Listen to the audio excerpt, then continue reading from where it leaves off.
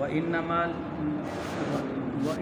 لامرئ ما نوى فمن كانت هجرته إلى دنيا يصيبها أو إلى امرأة ينكحها فهجرته إلى ما هاجر إليه.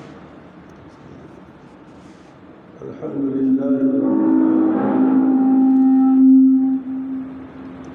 والصلاة والسلام على سيدنا محمد وعلى آله وصحبه أجمعين، أما بعد، فإن أصدق الحديث كتاب الله وأحسن الهدي هدي محمد صلى الله عليه وسلم، وخير الأمور عوازمها وشر الأمور محدثاتها وكل محدثة بدعة وكل بدعة ضلالة وكل ضلالة في النار. وبالسند المتصل منا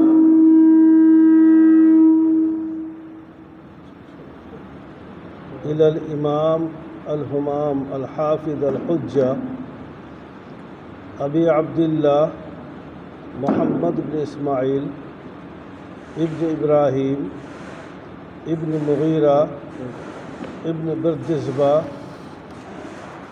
اللهم ارحمه وانفعنا بعلومه آمين. وبه قال بسم الله الرحمن الرحيم. باب كيف كان بدء الوحي إلى رسول الله صلى الله عليه وسلم، وقول الله عز وجل إنا أوحينا إليك كما أوحينا إلى نوح والنبيين من بعده. معزز علماء کرام، قابل قدر اساتذہ اور عزیز طلباء، سب سے پہلے اللہ رب العالمین کا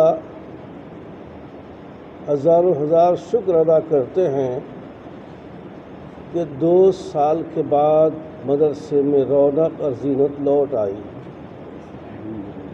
ایک عجیب کورونا کا نام دیا جائے، لاک ڈاؤن کا نام دیا جائے، وہ اتنی بڑی آزمائش امت کے ہر طبقے کے لیے، ہر فرد کے لیے، ہر جماعت کے لیے، ہر ادارے کے لیے اتنی بڑی آزمائش آئی چلی گئی، جس میں بہت ساری چیزوں سے محروم ہو گئے، اور حقیقت میں وہ آزمائش کا دور رہا. اللہ کا شکر ہے کہ اب ہم لوگ آہستہ آہستہ پرانے ڈگر پر لوٹ رہے ہیں. دوسرا معاملہ یہ ہے کہ آپ حضرات طلب علم کی خاطر اپنے گھروں کو چھوڑ کر، اپنے عزیز و اقارب کو چھوڑ کر اس مدرسے میں، اس ادارے میں تعلیم حاصل کرنے کے لیے تشریف لائے ہیں. بحیثیت مہمانان رسول کے آپ حضرات کا ہم استقبال کرتے ہیں. آج تعلیمی سال کی ابتدا ہو رہی ہے، اور ہمارے مدرسوں میں ابتدا کا طریقہ، آغاز کا طریقہ مختلف رہتا ہے. ہم لوگ اپنے پرانے مدرسوں میں حضرت امام بخاری رحمۃ اللہ علیہ کی یہ بابرکت، یہ عظیم اور یہ مقدس کتاب کے ذریعے سے افتتاح فرماتے ہیں. اس لیے تعلیم کی ابتدا ہے، آغاز ہے، لیکن بطور تبرک کے، بطور ابتدا کے حضرت امام بخاری رحمۃ اللہ علیہ کی تصنیف سے ہم لوگ کرتے ہیں. حضرت امام بخاری رحمۃ اللہ علیہ یہ کتاب بہت ہی عظیم کتاب ہے. آپ علماء ہیں، طلبہ علم ہیں، آپ کو معلوم ہونا چاہیے کہ اسلام کی بنیاد 2 چیزوں پر ہے. فقہ میں 4 چیزیں ہیں، ویسے اصولی طور پر اسلام کی بنیاد 2 چیزوں پر ہے: کتاب اللہ اور سنت رسول. اللہ رب العالمین نے اپنی کتاب یا قرآن کریم کو رہتی دنیا تک کے لیے، پوری دنیا والوں کے لیے ہدایت کی کتاب بنا کر بھیجا ہے۔ لیکن قرآن کریم ایک دستور کی کتاب ہے، ایک وہ ہدایت کی کتاب ہے، عربی زبان میں ہے۔ بہت ساری باتیں ایسی ہوتی ہیں جن کو سمجھنے کے لیے کسی بیان کی ضرورت پڑتی ہے۔ اس لیے اللہ رب العالمین نے کتاب نازل کرنے کے ساتھ ساتھ یہ بھی احسان فرمایا کہ اس نے اپنے پیارے حبیب سیدنا محمد صلی اللہ علیہ وسلم کو رسول بنا کر بھیجا ہے، انہی پر یہ کتاب نازل فرمائی ہے۔ گویا کہ قرآن اللہ کی کتاب دستور کی ہو گئی، لیکن آپ صلی اللہ علیہ وسلم اس کتاب کی تفصیل، یہ بنیاد یاد رکھے گا جو میں کہہ رہا ہوں، اس کتاب کی تفصیل یا تفسیر یا شرح یا بیان آپ صلی اللہ علیہ وسلم فرما رہے ہیں۔ اگر کوئی یہ کہے کہ میں قرآن کو مانوں گا کیونکہ وہ اللہ کی کتاب ہے، باقی کسی چیز کو نہیں مانتا، تو وہ احمقوں کی دنیا میں ہے۔ اگر کوئی یہ کہے کہ میں صرف حدیث کو مانتا ہوں، میں اہل حدیث ہوں اور قرآن کو نہیں مانتا، وہ بھی جاہلوں کی دنیا میں ہے۔ اس سے صراحتاً فرمایا گیا ہے کہ میں تمہارے درمیان دو چیزیں چھوڑ کر جا رہا ہوں، ایک کتاب اللہ اور سنت رسول، جب تک ان کو دونوں کو تم تھامے رہو گے تم گمراہی سے بچتے رہو گے۔ یہ ہمارے سامنے آپ صلی اللہ علیہ وسلم کی روایات، آپ کے احادیث، آپ کے اقوال، آپ کے افعال، اعمال، صحابہ کرام کی تقریرات، ان سب کا مجموعہ ہے، اور اس کو ہم لوگ اہمیت دیتے ہیں، یہ ہمارا کوئی احسان نہیں ہے، پوری امت کا اتفاق ہے۔ اس آسمان کے نیچے کتاب اللہ کے بعد اگر کوئی کتاب اصح ہے تو یہ بخاری شریف، اصح الکتب بعد کتاب اللہ، سب سے زیادہ اہم، سب سے زیادہ صحیح، سب سے زیادہ حجت سے قریب یہ امام بخاری رحمۃ اللہ علیہ۔ بہت تفصیل تو آئے گی جب آپ امام بخاری رحمۃ اللہ علیہ کی کتاب اور ان کے حالات کو آپ تفصیل سے پڑھیں گے۔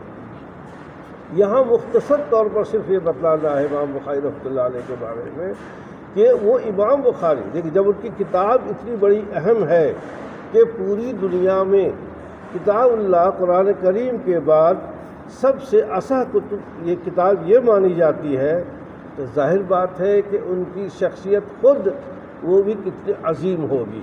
تھوڑا سا ایک جھلک، ایک نظر دیکھ لیتے ہیں حضرت امام بخاری رحمۃ اللہ علیہ کے بارے میں۔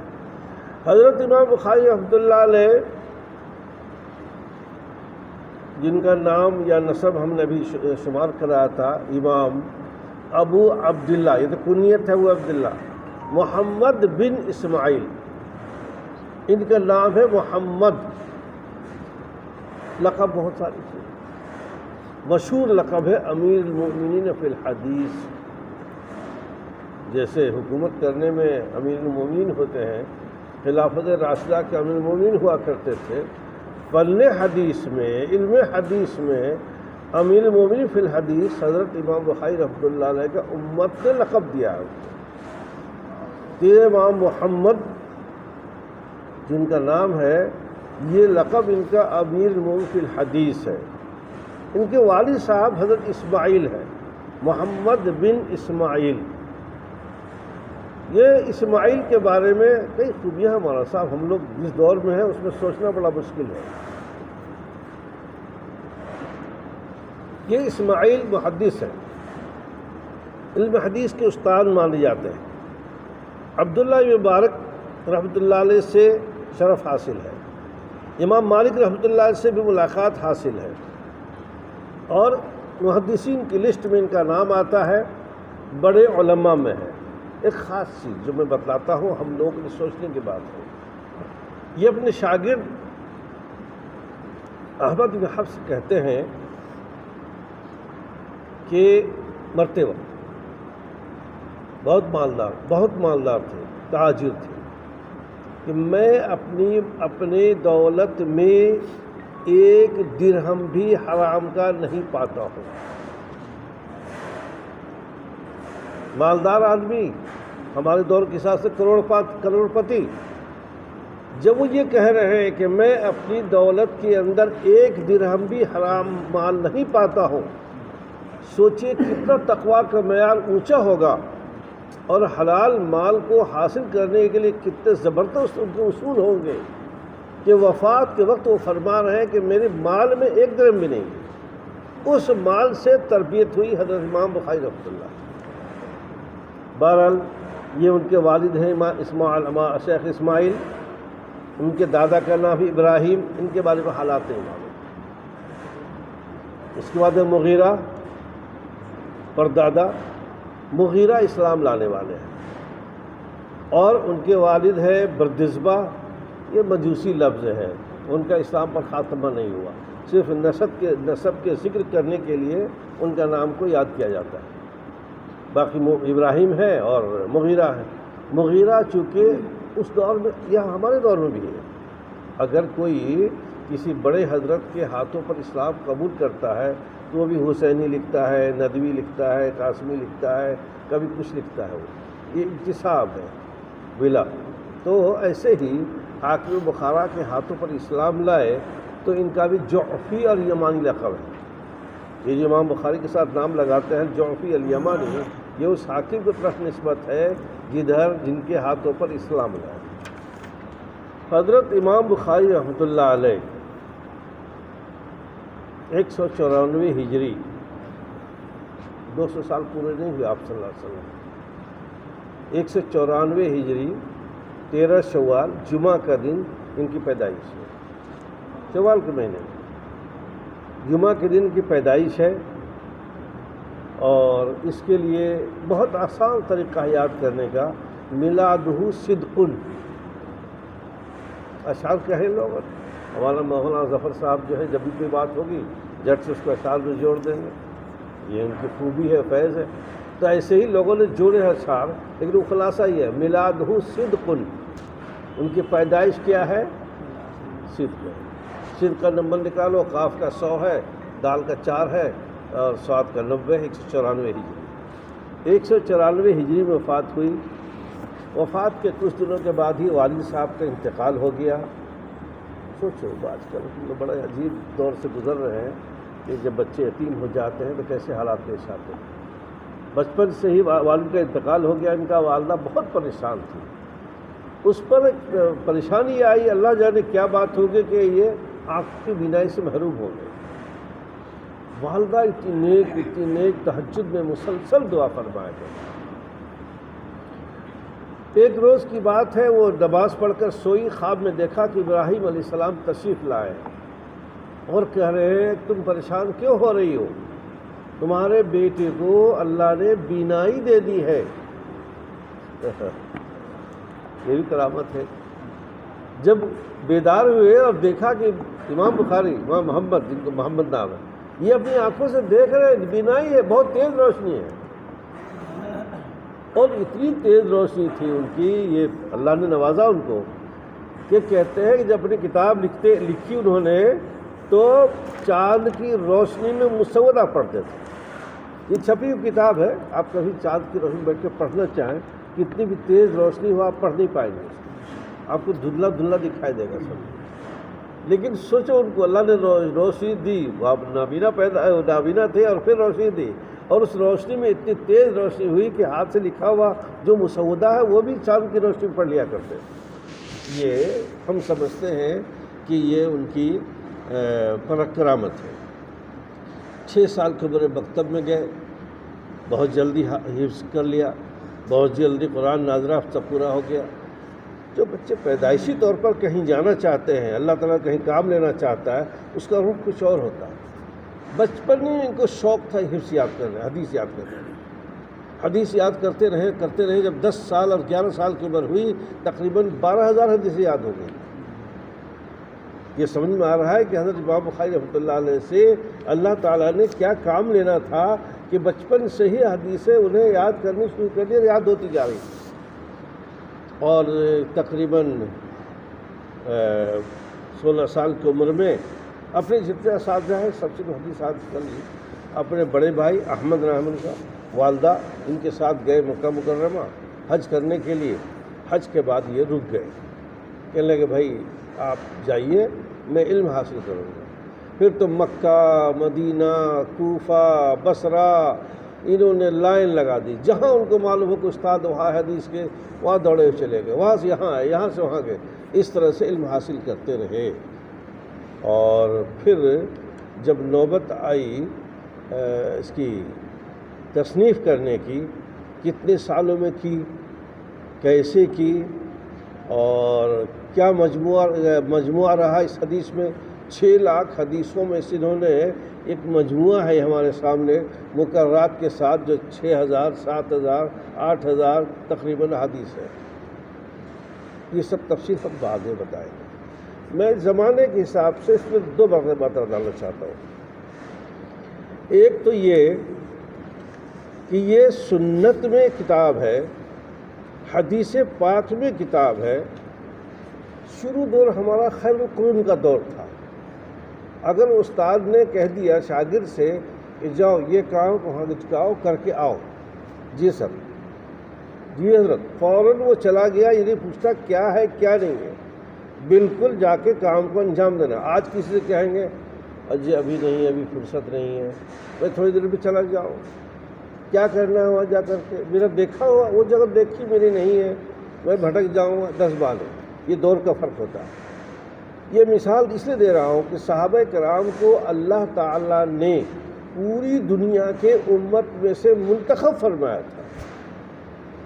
اس کا مطلب کیا ہے, ایک صحابی کے مقام کو نہ کوئی محدث پہنچ سکتا ہے, نہ مفسر پہنچ سکتا ہے, نہ کوئی ولی پہنچ سکتا ہے, نہ کوئی کتب پہنچ سکتا ہے, کوئی نہیں پہنچ سکتا اس پر. یہ صحابہ اسپیشل مخلوق ہیں. اسی لیے میرا اپنا عقیدہ میں کہتا ہوں سب سے کہ دیکھو جس کام کو صحابہ نے کیا ہے وہ گمراہ نہیں ہو سکتے. جس کام کو صحابہ نے کیا ہے وہ گمراہ نہیں ہو سکتے. آج بھی وہ کام ہم کریں گے, بالکل جائز کام ہے, وہ لائق ہے, حجت کی اتباع کے لائق ہے. تو صحابہ کرام کو اللہ تعالیٰ نے اپنے رسول کی خدمت, ہم دیکھیں ہم بہت دعوے کرتے ہیں عاشق رسول ہے, یا رسول اللہ, لبیک یا رسول اللہ, نعرہ رسول اللہ, پتہ نہیں کیا کیا لگاتے ہیں. یہ سب زبانی خرچ ہے. اصل محبت دیکھنی ہو, پڑھیں گی کتابوں کے حب رسول کا بیان آئے گا. اصل محبت دیکھنی ہو تو پتہ چلے گا کہ صحابہ کرام نے دنیا میں جتنی قوموں نے اپنی نبی سے محبت کی ہے, سب سے زیادہ محبت کر کے صحابہ نے دکھلا دیا امت کو, یہ ہے محبت. اسی لیے بعض مشرکین مکہ نے, صلح حدیبیہ کا واقعہ ہے یا دوسرے واقعات ایسے ہیں, انہوں نے کہا کہ ارے مکے والو, میں نے پوری دنیا کا سفر کیا ہے, بڑے بڑے بادشاہوں کو دیکھا ہے, دربار میں نے دیکھا ہے درباریوں کیسے بادشاہ کی خدمت کرتے ہیں, لیکن محمد کے ساتھی محمد کی جتنی محبت کرتے ہیں, جتنی عزت کرتے ہیں, یہ کہیں نہیں دیکھا ہم. ارے وہ تھوکتے ہیں تو وہ تھوک بھی کسی کے ہاتھ پہ گرتا ہے. وہ ایسے بیٹھے رہتے ہیں جیسے پرندے بیٹھے ہو سر کے سروں پر, با ادب با احترام. اور جب کوئی حکم دیتے ہیں تو فوراً لپک کے دوڑتے ہیں, اسے چور چرا کچھ نہیں ہوتا ہے. آج ہمارے چور چرا بہت ہے کیونکہ ہم بہت 1400 سال بعد میں آ گئے. میں یہ بتانا چاہتا ہوں کہ آپ صلی اللہ علیہ وسلم پر قرآن اترا, آپ صلی اللہ علیہ وسلم ہدی للناس اور رحمت للعالمین ہے قیامت تک کے لیے, اور آپ کی شریعت کو پھیلانے کے لیے اللہ تعالیٰ نے ان انبیاء صحابہ کرام کو منتخب فرمایا. اس لیے حدیث پاک حجت ہے ہمارے لیے. اگر آپ صلی اللہ علیہ وسلم کی حدیث آتی ہے ہم بالکل آنکھ بند کر کے سر خم تسلیم کریں گے. حدیث حجت ہے, سنت حجت ہے. قرآن کے بعد اس کا نمبر آتا ہے. قرآن مجمل ہے, یہ بیان ہے. قرآن میں ذرا سا دستور ہے, اس میں شرح ہے. قرآن کو تفسیر بیان ہے. ایک مثال, چھوٹی سی مثال, قرآن نے کہا نماز قائم کرو, نماز پڑھو. اب نماز کیسے پڑھیں گے؟ قرآن میں 4 رکعت ذکر نہیں ظہر کے اندر, اثر 4 پڑھنے قرآن میں ذکر تو نہیں. یہ سب تو حدیث پاک ہے. اس لیے قرآن کی بہت ساری آیتیں ایسی ہیں صراحتاً اطیعوا اللہ و اطیعوا الرسول، صراحتاً حکم دیا گیا ہے کہ اللہ کے ساتھ اس کے رسول کی اطاعت کرو، اور رسول نے جو ارشاد فرمایا ہے وہی ہمارے لیے قابل اتباع. ما آتاکم الرسول فخذوہ وما نہاکم عنہ فانتہوا. رسول پاک صلی اللہ علیہ وسلم جن باتوں کو حکم دے رہے ہیں، دیا ہے، وہ ہمارے لیے واجب الاتباع ہے. جن سے آپ نے منع فرمایا ہے ان سے ہمارے لیے رکنا فرض ہے، ضروری ہے اسے اصولی طور پر. اب پریشانی ہماری کیا ہے؟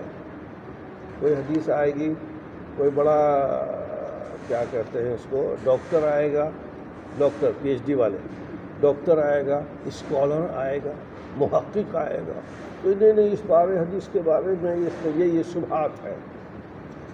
شیطان کا کام صرف اتنا ہے کہ مومنوں کے ذہن میں شبہ پیدا کرے.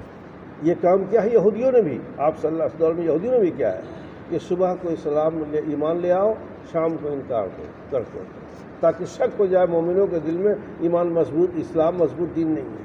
شک پیدا کرنا. جب سے یہ مستشرقین آئے ہیں یا مخالفین، آج بہت سے لوگ اور ہزاروں لاکھوں روپے فنڈ خرچ کر کے ایسے مولوی تیار ہیں. ہمارے پاس علم نہیں، ان کے پاس علم زیادہ ہے، ان کے پاس معلومات زیادہ ہے. نام لینے کی ضرورت نہیں ہے، ہمارے دور میں بہت سارے، اگر آپ لوگ اخبار پڑھتے ہو، تفصیل پڑھتے ہو تو بہت ساری ایسی معلومات نہیں ہیں. مقصد صرف یہ ہے کہ شریعت پر جو ہماری پکڑ ہے، سنت پر جو ہمارا ایمان ہے، سنت پر جو ہمارا تمسک ہے، اس پہ شک پیدا ہوتا ہے. میں آپ لوگوں سے صرف یہ کہتا ہوں، جو ہدایت کا راستہ ہے، جو استقامت کا راستہ ہے، قرآن اور سنت دونوں ماننے کے ساتھ ساتھ ہم اس کے مضبوطی سے تھام کریں. اس لیے حدیث پاک اور سنت کے ذریعے سے، اور پھر امام بخاری رحمۃ اللہ علیہ اتنے عظیم محدث اور اتنی بڑی کتاب جس پر پوری امت کا، کوئی کتاب ہے جس میں اختلاف ہو سکتا ہے، علماء امت کا اتفاق ہے کہ آسمان کے نیچے امام بخاری کی صحیح سے زیادہ معتبر اور اصح کتب نہیں ہے. یہ اپنی ایک اصولی بات. ہمارے دور میں ایک اعتراض ہوتا ہے، میں دور کے حساب سے کہہ رہا ہوں، آپ لوگوں سے بتلا رہا ہوں. آج کل کمپیوٹر کا دور ہے، جھٹ سے کوئی بات ہوگی اب کمپیوٹر میں ہی ایسا، کمپیوٹر ایسا ہو گیا جیسے غلطی نہیں کرتا ہے، حالانکہ میرے لیے بھی غلطی کرتا ہے، میرے خوب کرتا ہے. جیسا ہم فیڈ کریں گے اس میں وہی بولے گا، لیکن لوگ کہتے ہیں کہ میں کمپیوٹر ہے، بس بٹن دبایا اور سب چیز سامنے آ گئی. ایک مثال ہے ہمارے دور کی. لیکن اب آپ سمجھیے ان حضرات کے بارے میں. صحابہ کرام جاہلیت کے عرب، جو عرب اول والے تھے، ان کو اب آج بھی ان کو اللہ نے قوت حافظت کو مضبوط دیا، اتنا مضبوط دیا ہم تو تصور نہیں کر پاتے. یہ حقیقت ہے. اسی لیے عربوں کو اپنا گھوڑا، یہ میرا گھوڑا یہ ہے 1000 اشاریات، اس گھوڑے کا باپ فلاں جگہ سے آیا تھا 1000 اشاریات، اس گھوڑے کی ماں جو ہے فلاں ملک کے سے آئی تھی 1000 اشاریات، ہزار اشعار اپنے گھوڑے کی تعریف میں یاد رکھتے تھے. اتنا تیز حافظہ تھا ان کا. یہ صرف دعویٰ نہیں، حقیقت ہے موجود. اب مثال دے رہا ہوں، امام بخاری نے اپنی یہ کتاب لکھی ہے، عمر ابن امیہ کیا ہے دمری، بخار کم پڑھے گا، بخاری میں روایت آئے گی، پڑھے گا. یہ کہتے ہیں کہ میں عبید اللہ ابن عدی ابن خیار کے ساتھ ہم لوگ گئے ملک شام. جب مکہ فتح ہوا تھا تو یہ جو چچا جان سید الشہداء رضی اللہ عنہ کے قاتل تھے وحشی بن حرب، یہ اسلام لے آئے. جب اسلام لائے، آپ کے سامنے آئے تو آپ صلی اللہ علیہ وسلم فرمایا کہ دیکھو تمہیں دیکھ کر میرے چچا کی یاد آتی ہے. دیکھو یہ بھی ایک محبت کا انداز ہے. وہ بھی محبت کرتے ہیں آپ صلی اللہ علیہ وسلم سے، آپ کو بھی اپنے امتی سے محبت ہے، لیکن میرے چچا کی یاد آتی ہے وہ کس طرح سے شہید کیا گیا۔ حضرت وحشی سمجھ گئے، چلے گئے وہاں سے، ملک شام چلے گئے۔ مکہ فتح کب ہوا، کیسے ہوا، وہ ایک تاریخ گزر گئی۔ اخیر دور میں 20-25 سال کے بعد یہ گئے ہیں، یہ جن کا نام لے رہا ہوں، عمر ابن امیہ دمری اور عبید اللہ بن عدی، وحشی ایسے بیٹھے ہوئے ہیں، انہوں نے جا کے پوچھنا، کہنے لگا مجھے پہچانتے ہو آپ؟ پاؤں سامنے، چہرہ نہیں دیکھا۔ وحشی نے کہا آج سے 20-25 سال پہلے عدی بن خیار کے یہاں ایک بچہ پیدا ہوا۔ عربوں میں دستور تھا کہ بچے کو دودھ پلانے کے لیے کسی کے یہاں بھیجا کرتے تھے۔ ایک بچہ پیدا ہوا، اس بچے کو کپڑے میں لپیٹ کر کے مجھے دیا کہ فلاں دایا کے یہاں پہنچا کے آؤ۔ میں اس بچے کو لے کر جا کر اس دایا کے ہم پہنچا دیا تھا، اس کے صرف پاؤں کھلے ہوئے تھے چھوٹے، تمہارے پاؤں اس بچے کے پاؤں کی طرح سے۔ دیکھ کتنا قوت حافظہ مضبوط ہے، بس چھوٹے بچے کا پاؤں، سب کیا ہوتا ہے، بہت تبدیلی آتی ہے۔ آج اس کو دیکھا ہوں میں نے کہا یہ بدل گیا، یہ 2 سال کے اندر تو تبدیلی کتنی ہوتی ہے۔ لیکن وہ 20-25 سال کے بعد اس جوان کو دیکھ کے پاؤں پہ نظر پڑی کہ کہہ رہے کہ تمہارے پاؤں وہی ہیں جن کو میں نے آج 20-25 سال پہلے جس بچے کو لے کے دایا کر دے کے آیا۔ جہاں ایسا قوت حافظہ ہو وہاں کی کمپیوٹر کچھ نہیں ہے۔ حضرت ابو ہریرہ رضی اللہ تعالیٰ عنہ، اب یاد رکھیے آپ کے ہاں جو بھی ستون ہے، جیسے آپ حدیث کو ستون مانتے ہیں، قرآن کو مانتے ہیں، قرآن میں بھی بہت سارے شبہات پیدا کرنے کی کوشش کی ہے لوگوں نے، تو ایسے ہی حضرت ابو ہریرہ رضی اللہ تعالیٰ عنہ کی روایتیں زیادہ ہے، سب زیادہ ان کی روایت 5000 کچھ ہے، سب سے زیادہ روایت ہے۔ اس پر شک کرتے ہیں یہ مستشرقین، 6 ہجری میں اسلام لائے ہیں، اتنی جلدی اسلام لانے کے بعد اتنی حدیثیں کہاں سے بیان کرتے، بہت ساری فرضی باتیں کہی جاتی ہیں، لیکن اس پہ شک نہیں کرنا چاہیے۔ اگر آپ علمی طور پر جواب دینا چاہیں ٹھوس جواب دیجیے، لیکن ان کے شک پیدا کرنے سے شک میں نہیں آنا چاہیے۔ ان کی ایک مثال دوں، عبد الملک ابن مروان کا دور ہے، حضرت گزر رہے ہیں سامنے سے، عبد الملک نے اپنے منشی جی سے کہا منشی جی حضرت کو بلاؤ، حضرت کو بلایا، حضرت کچھ حدیثیں سنایا۔ پہلے عجیب وہ تھا، یعنی ٹرین تھا، کوئی بھی عالم ملتا حضرت کو حدیث سناتا، کوئی بھی عالم ملتا حضرت، جیسے آج کل کچھ اور کہتے ہیں نا، کبھی کبھی بہت ادب کی بات ہوئی تو حضرت دعا کر دیجیے، تو شروع میں یہ تھا، حضرت کچھ حدیث سنائی، ٹھیک چلو، انہوں نے 100 حدیثیں سنائی، بالکل شروع سے آخر تک 1 2 3 4 100 حدیثیں سنا دی، کوئی بات نہیں، منشی نے لکھ لیا۔ 1 سال کے بعد پھر گزر رہے تھے حضرت ابو ہریرہ رضی اللہ تعالیٰ عنہ، عبد الملک نے کہا کہ آپ بلاؤ، آج امتحان لیتے ہیں حضرت کا، وہ حافظہ ان کا کمزور ہو گیا ہے یا کیا ہو گیا یا کچھ گڑبڑ۔ بلایا کہ حضرت پچھلے سال جو آپ نے حدیثیں سنائی تھی، ہم چاہتے ہیں کہ وہ حدیث آپ اسی طرح ہم دوبارہ سنائیں۔ چلو سنو، انہوں نے سنانا شروع کیا اسی ترتیب کے ساتھ، جس ترتیب سے پہلے 100 حدیثیں سنائی تھی اسی ترتیب کے ساتھ میں اب حدیثیں سناتے ہیں، اور منشی جس سے یہ غلطی جہاں ہو گئی تھی وہ اب تصحیح کر رہے ہیں، ارے مجھے غلط لکھا گیا، یہ غلط لکھا گیا، صحیح، یہ کیا چیز ہے یہ؟ اب کیا کہیں گے آپ اس کو؟ اللہ تعالیٰ نے ان صحابہ کرام کے نمونہ ہے، تو اتنا قوت حافظہ زبردست دیا، کمپیوٹر کچھ نہیں ہے جس کو آج ہم کمپیوٹر سب کچھ مان رہے ہیں، کہ 1 سال کے بعد میں اور اسی ترتیب کے ساتھ میں حدیث سنائی۔ ایک اور واقعہ سنا دو حضرت امام بخاری کو، بات کے بعد ختم کریں گے، زیادہ آج وقت نہیں لیں گے۔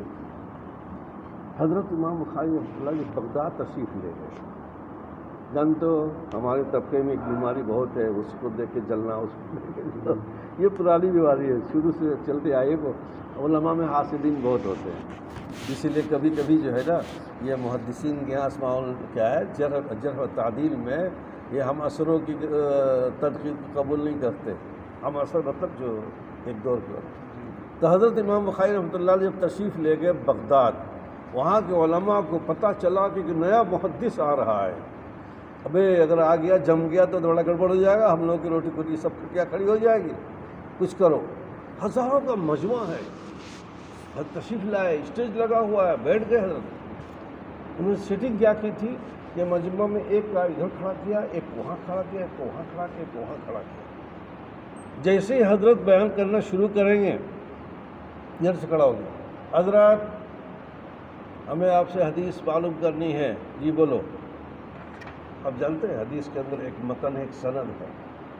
متن تو آپ صلی اللہ علیہ وسلم کے ارشاد ہے، اس سے پہلے جس واسطے سے حدیث پہنچی ہے وہ سند ہے، اس سے سند میں گڑبڑ کیا، یہ متن اس سند میں لایا، اس متن کو اس سند میں لایا، الٹا سیدھا 10 حدیثیں سنائی۔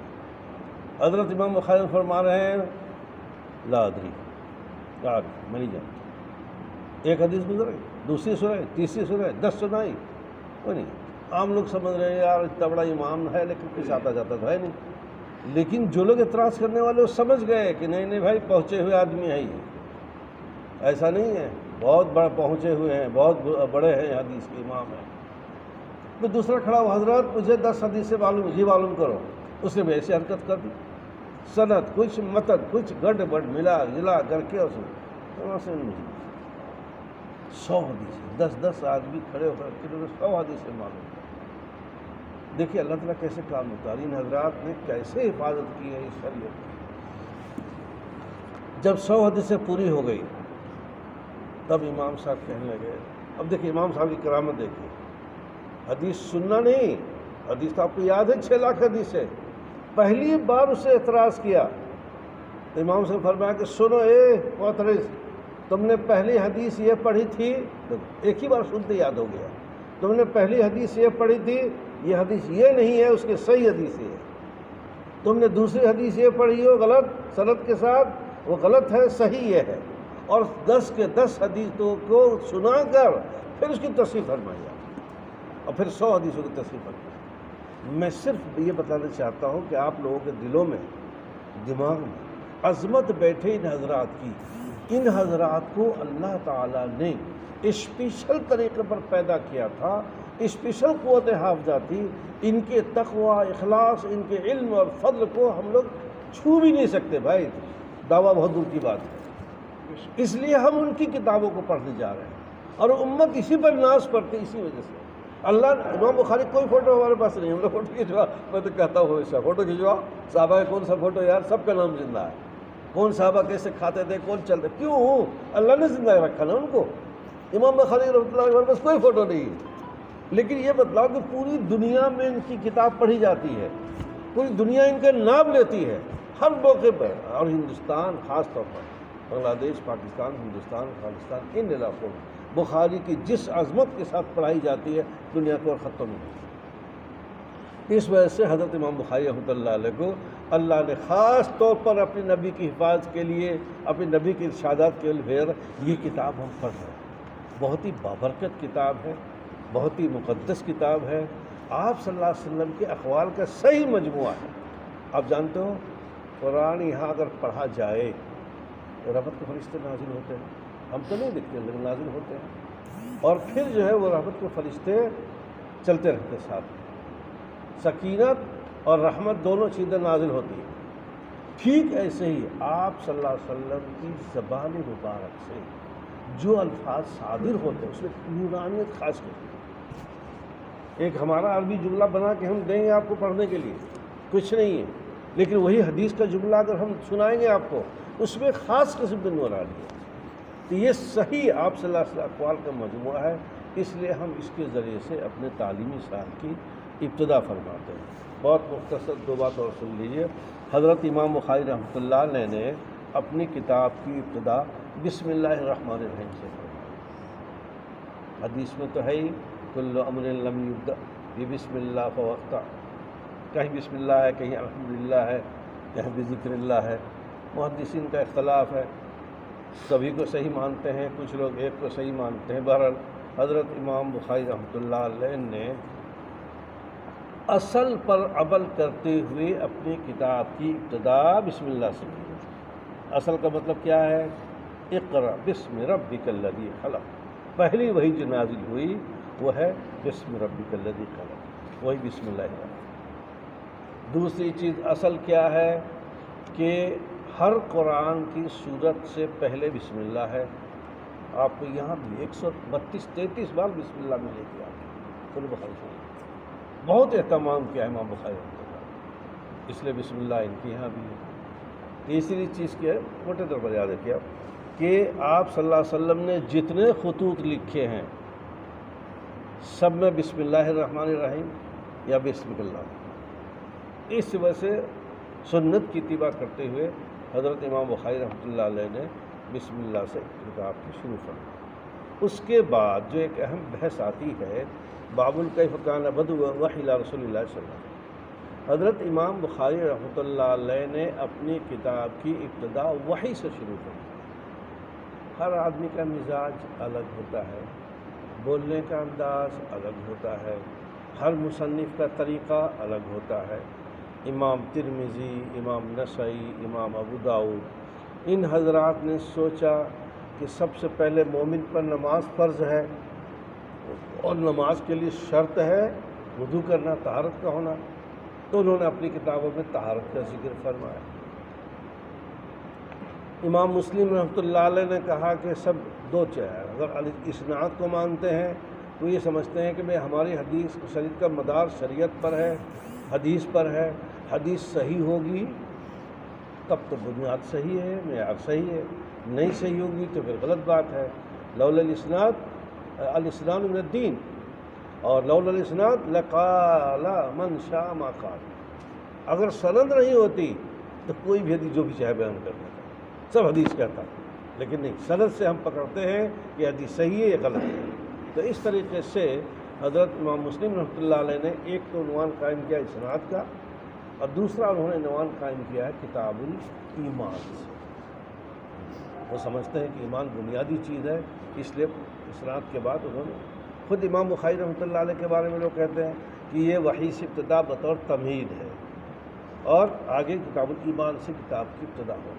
لیکن اس پر بحث ہے بنیادی طور پر، ہمارے دور میں ہم لوگ سمجھنے کی بات ہے کہ آج دنیا میں بہت ساری چیزیں علم پہنچانے والی، علم پھیلانے والی آ گئی ہے۔ اس میں سب سے بڑا ہے واٹس ایپ، سب سے بڑا گوگل استاد، پوری دنیا کا استاد ہے گوگل۔ کچھ بھی ڈالو، شیطان رحمان کچھ بھی ڈالو، گوگل آپ کو جواب دے گا اس کو۔ سب سے بڑا علم کا ذریعہ ہے یہ۔ لیکن سمجھنے کی بات یہ ہے کہ شرعی حجت نہیں ہے، شرعی حجت نہیں ہے۔ سے لوگ دینی باتیں پڑھتے ہیں گوگل پر، واٹس ایپ پر بہت کچھ ہے، لیکن یہ خبر صادق نہیں ہے۔ ٹھیک ہے، آپ تحقیق کیجئے، اگر صحیح ہے تو ٹھیک ہے، نہیں صحیح ہے تو پھر غلط ہے۔ پتہ نہیں افواہ کرتے ہوئے آتے ہیں سب لوگ۔ شرح قاعدہ پڑھا ہوا نا، اسباب العلم ثلاثۃ، اس میں ایک ہے الخبر الصادق۔ یہ خبر صادق وہی ہے جو وحی کے ذریعے۔ آج ہمارے دن میں سمجھنے کی بات ہے ہماری، ہم لوگوں کو، کمزور لوگوں کو، آج ہمارے اس دور کے اندر جہاں بہت سارے طریقے گوگل کے علاوہ اور بھی راستے، ان تمام راستوں میں اگر صحیح کوئی راستہ ہے وہ صرف وہی ہے جو وحی والا ہے، اور ہماری شرک کی بنیاد وحی پر رکھی گئی ہے۔ امام بخاری رحمۃ اللہ بتلانا چاہتے ہیں، اور یہ حقیقت ہے، ہمیں بیٹھانا چیز ہے ان کے اندر کہ ہماری شریعت کی بنیاد بھی وحی پر رکھی گئی ہے۔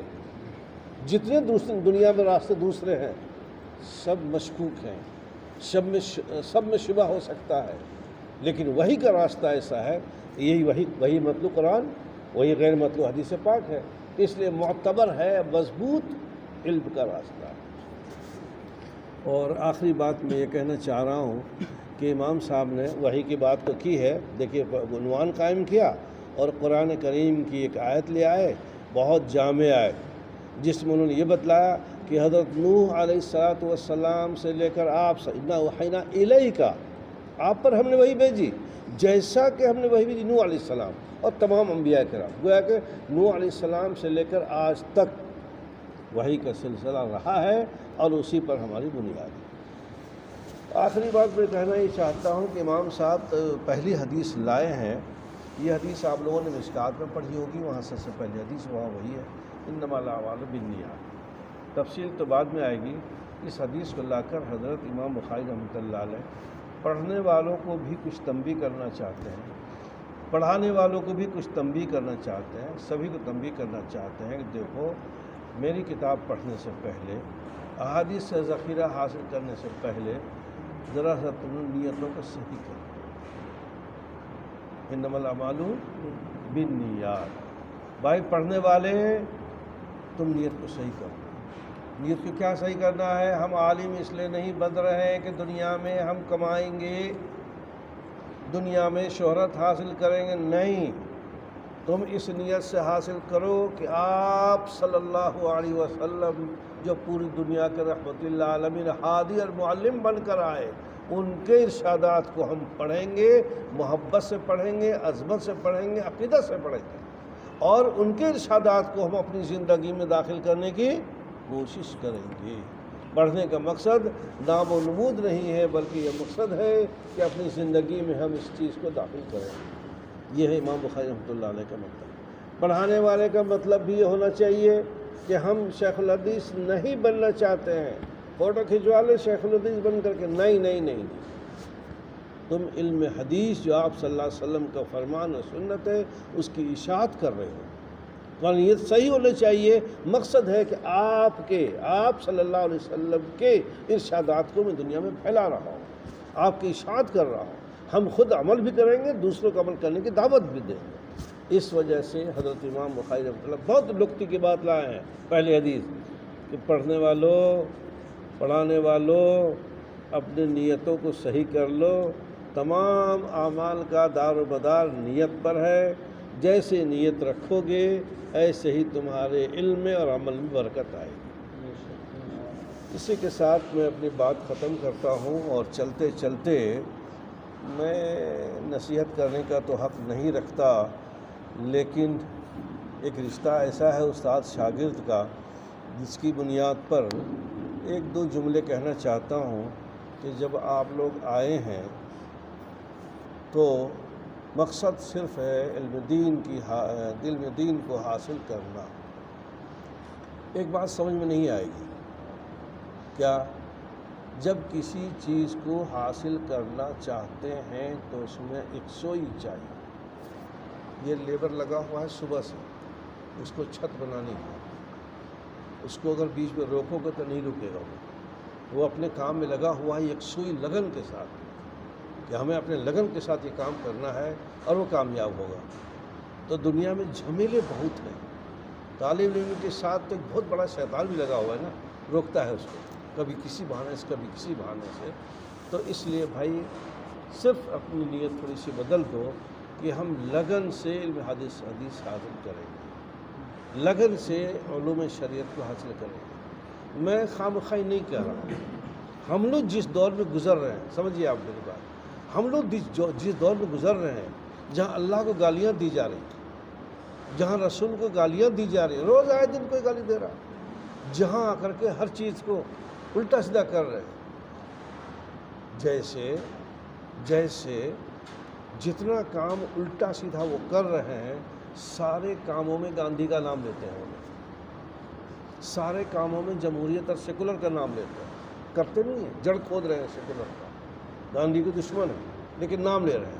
ٹھیک اسلام کے بارے میں انسانیت کے نام پہ، قدیم اور پرانا ہونے کے نام پہ، کبھی کسی انداز پہ وہ جڑ کھودنے کی کوشش کر رہے ہیں۔ ایسا نہیں ہوگا، اسلام یعلو ولا یعلا، اسلام تو قیامت تک لے آئے گا۔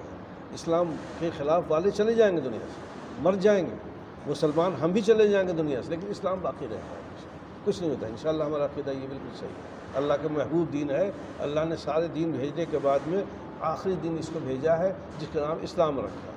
لیکن ہم لوگوں کا کام فریضہ یہ ہے کہ جس مذہب کو ہم مانتے ہیں اس مذہب کو اچھے انداز میں پیش کریں، غصہ نہیں ہونا، جوش میں نہیں آنا، آپ اچھے انداز میں پیش کرو۔ اگر کوئی کہتا ہے کہ وہ تمہارے نبی ایسے، غلط ہے یہ نبی، تم غلط الزام لگا رہے ہیں۔ نبی جانتے ہو کس دور میں پیدا ہوئے ہیں؟ جاہلیت کے دور میں پیدا ہوئے، جہاں کوئی نیکی کام نہیں تھا، شر ہی شر تھا، برائی تھی۔ اور نبی صلی اللہ علیہ وسلم نے جب دعوت دی اسلام کی سارا قبیلہ عرب مخالف ہو گیا، یہ حقیقت ہے۔ لیکن ایک بات بتلاؤ، ان تمام مخالفین میں سے، ان تمام عربوں میں سے جو کٹر مخالف تھے، جان کے مخالف تھے، کیا کسی نے یہ اعتراض کیا کہ حضرت عائشہ سے شادی کیوں کر لی، غلط کر لی، اپنے دادا اور پوتے کی عمر سے شادی کر لی؟ کیوں نہیں کیا اعتراض؟ دشمن تو تم سے زیادہ بڑے وہ دشمن تھے۔ آپ اس انداز میں بتائیے ان کو کہ دیکھو تمہارا اعتراض غلط ہے، اس ماحول کو دیکھو، عربوں کا ماحول کیا تھا، اس میں کبھی کچھ ایسا نہیں ہوا۔ اور اس طرح سے ہر چیز کو اب جوش میں آئے بغیر لکھنے کا سیکھو، بولنے کا سیکھو، اور اس کو بیان کرنے کا طریقہ سیکھو۔ میں صرف یہ کہنا چاہتا ہوں کہ آپ لوگ اس کو کریں، لیکن کب کریں گے؟ جب آپ کی معلومات کافی ہوں، معلومات زیادہ ہوں۔ تو علم حاصل کرنے میں تھوڑا سا لگن لگا لو۔ آپ بہت ٹائم ملے گا آپ کو، صبح سے لے کے 24 گھنٹے میں بہت ٹائم ہے۔ کچھ خارجی مطالعہ، کچھ درسی مطالعہ، کچھ یہی حدیث سے متعلق کتابیں، یہ سب پڑھتے رہو، مطالعہ کرو۔ دوسری بات عجیب سے لگے گی، سب کو بھوک لگ رہی ہے، دسترخوان بچھا ہوا ہے، بریانی رکھی ہوئی ہے، اور میں کہوں رک جاؤ رک جاؤ رک جاؤ، بریانی مت کھاؤ، کوئی میری بات نہیں مانے۔ لیکن حقیقت تو کہنا چاہیے۔ حقیقت یہ ہے کہ شیطان تو سو گیا، اس نے ہمارے ہاتھ میں موبائل پکڑا دیا۔ اس موبائل کے رہتے ہوئے ایک سوئی ہو نہیں سکتی، اس موبائل کے رہتے ہوئے آپ لگن سے نہیں پڑھ سکتے۔ بعض مدرسے ہیں جہاں موبائل پہ پابندی لگا دی ہے۔ اب لوگ دلی شہر میں بے ڈھنگے طریقے سے چلتے ہیں، یہاں پابندی لگائیں گے تو اعتراض ہوگا، توڑیں گے تو اعتراض ہوگا، چھین لیں گے تو اعتراض ہوگا، نہیں دیں گے تو اعتراض ہوگا۔ مدرسہ عبدالرب صاحب مدرسہ ہے، اس دور میں دیکھیے موبائل چھین لیا اس نے، پورا واٹس ایپ پہ گرد کرتا رہا۔ لیکن حقیقت یہ ہے کہ موبائل یہ شیطان کا چیلا ہے، اس نے ہمارے ہاتھوں پکڑا دیا ہے۔ اب کوشش کرو اس سے کم بچنے کی۔ ارے بھائی ہمارے بڑوں نے کیسے حاصل کیا؟ حضرت تھانوی رحمۃ اللہ علیہ جب پڑھتے تھے تو جتنے خط آتے تھے سب کو گھڑے میں ڈال دیا کرتے تھے۔ بھائی اس دور میں مشغولیات تھی، بہت ساری تھی، یہ خط پڑھوں گا تو ذہن ڈسٹرب ہوگا، خط کو پڑھا نہیں، ویسے ڈال دیا۔ جب پورا سال گزر گیا امتحان میں تب نکال دیتے، اوہو فلاں آدمی مر گیا، اچھا اب لکھ رہے ہیں۔ بھائی افسوس کی بات یہ کہ انتقال ہو گیا، اللہ کی پڑھتے فلاں بیمار ہے، اچھا سے یہ 1 سال کا۔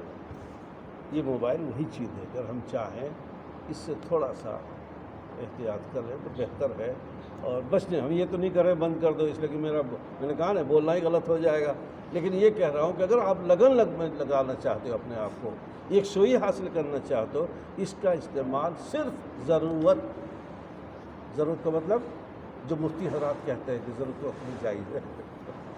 مفتی حضرات بہت ہوشیار ہیں، آپ پوچھو کہ سود لینا جائز ہے، کہیں گے ضرورت کے وقت۔ اب عام لوگ ضرورت کا مطلب نہیں جانتے۔ ضرورت کا مطلب مثال دوں، آپ کو لیٹرین لگا، ہوتی بھائی مسئلہ نہیں، تو آپ کو لیٹرین لگا ہے، میں اے بھائی رکو نہیں میں بھی آ رہا ہوں، پہلے لیٹ جائے، ضرورت اس کو کہتے ہیں ضرورت کے، جس کے بغیر کام نہ ہو۔ اگر بہت سخت ضرورت ہو تب استعمال کرو، نہیں تو اس سے دور رہو۔ اللہ رب العالمین ہم سب کو جو ہے اپنے راستے بتائے ہوئے راستے میں چلنے کی توفیق عطا فرمائے، اور ہماری رہنمائی فرمائے، ہمیں حدیث کی عزت، ہمیں حدیث کی تعظیم اور اس کی قدسیت کا اعتراف اور دلوں میں عظمت پیدا کرے، اور ہمیں صلی اللہ علیہ وسلم کے بتائے ہوئے راستے پر چلنے کی توفیق عطا فرمائے۔ وصلی اللہ علیہ سیدنا محمد وعلی آلہ وصحبہ اجمعین برحمتہ اللہ۔